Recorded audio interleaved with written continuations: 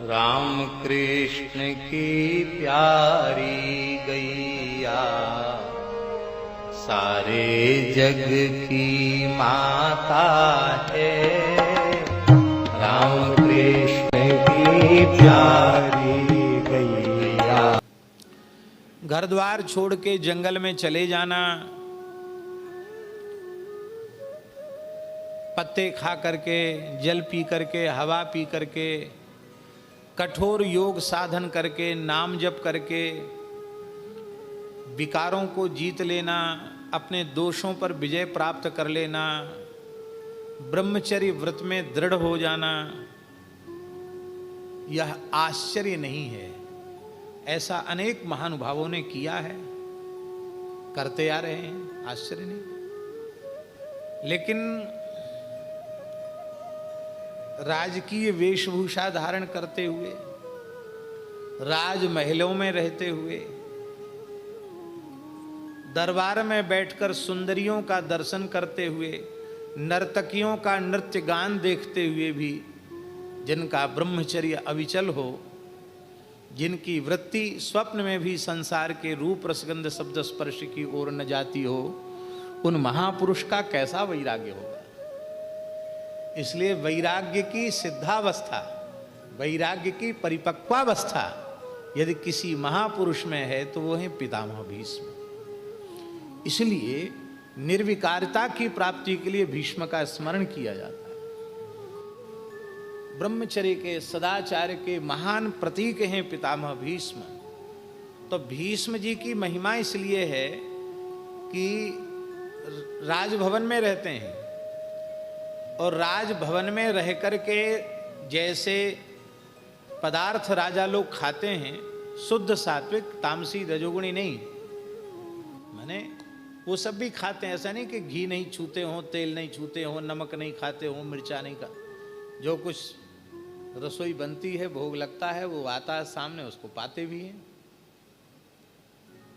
तो रजोगुणी तमोगुणी जीवों के, विषयी जीवों के बीच में रह करके वे सर्वथा निर्विकार बने हुए हैं। इस श्रेणी के निर्विकार बने हुए हैं कि वे ऊर्ध्वरेता ब्रह्मचारी हैं। ऊर्ध्वरेता एक अलग कोटि है ऊर्ध्वरेताओं। ब्रह्मचारी तो बहुत होते हैं, पर ऊर्ध्वरेता ब्रह्मचारी कोई कोई होता है।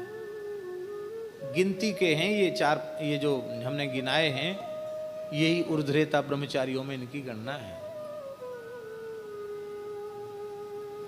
कलिकाल के भक्तों में श्री कृष्णदास पैहारी जी को नाभाजी ने ऊर्ध्वरेता ब्रह्मचारी कहा। महामुनि ऊर्ध्वरेता, ऊर्ध्वरेता ब्रह्मचारी। ऊर्ध्वरेता का तात्पर्य होता है रेतस की गति, शुक्र की गति, शरीर की संरचना के अनुसार स्वाभाविक शुक्र प्रवाह नलिकाएं, उनकी जो स्थिति है वो नीचे की ओर है। अब स्वाभाविक जो शरीर की प्रकृति है नीचे की ओर, उसकी जो नली है, उसको मोड़ करके, योग बल से उसको मोड़ करके ऊर्ध्वगामी बना देना और बिंदु का महाबिंदु से मिलन करा देना, उसको कहते हैं ऊर्ध्वरेता ब्रह्मचारी। बिंदु यो बिंदु शिव प्रोक्ता उपनिषद में लिखा है, बिंदु ही शिव है और वह सनातन है। इसलिए धारणम बिंदुपातेनो जीवनम बिंदु धारणात्, मरणम बिंदुपातेनो जीवनम बिंदु धारणात्।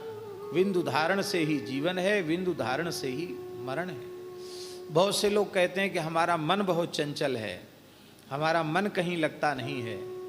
तो शास्त्र के प्रमाण के अनुसार यदि ऐसा किसी का मन है तो समझ लेना चाहिए कि वो ब्रह्मचारी व्यक्ति नहीं है।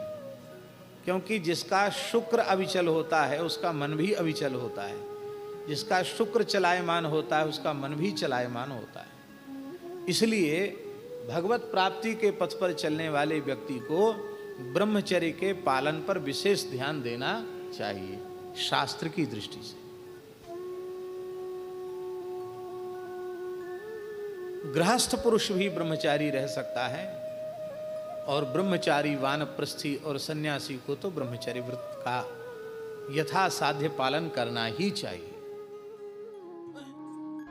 राम कृष्ण की प्यारी गैया सारे जग की माता है।